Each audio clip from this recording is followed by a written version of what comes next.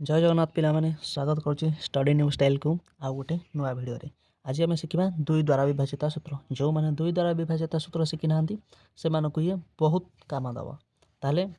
प्रथम जानी ना दुई द्वारा विभाजित सूत्र माने जदि आम ताकू दुई रे हरिया जेकोसी संख्या हो जदि से दुई रे विभाज्य हम ताले दुई रे हरिया से छिंडिकी शून हो लास्ट को भागशेष शून मिल ठीक अच्छे ताले कौ संख्या आमर दुई द्वारा विभाज्य आम केमी जाना चलतु जो संख्यार एकक स्थान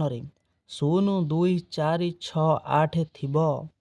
ताहा दुई द्वारा विभाज्य जो संख्यार एकक स्थान माने मन करा जाऊ गोटे संख्या मु लिखी 50 50 एकक स्थान किए ना ये ना नहीं एकक स्थान ये दशक स्थान जदि एकक स्थान शून अच्छी ताहले ये दुई द्वारा छिंडीज विभाज्य हो जदि मु लिखी 112 जदि 112 लिखुची जदि यार एकक स्थान रे दुई अच्छी ना ताहले ये भी दुई द्वारा छिंडीज विभाज्य हो शून हो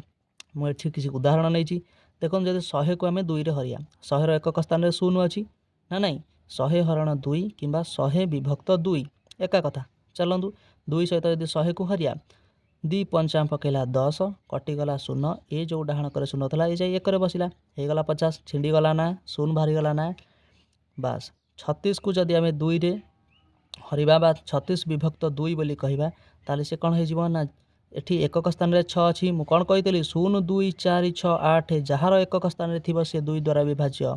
ताले देखंतु आम लिखिदे 36 एवं दुई रे हरिया दुई के पकेला दुई बढ़ला 1 ओल्ला 6 दी अष्टा 16 छिंडिके शून होगला ना नहीं बास एक बास मन रखार अच्छे शून दुई चार छः आठ जार एकक स्थान रे थिबो ना से दुई द्वारा विभाज्य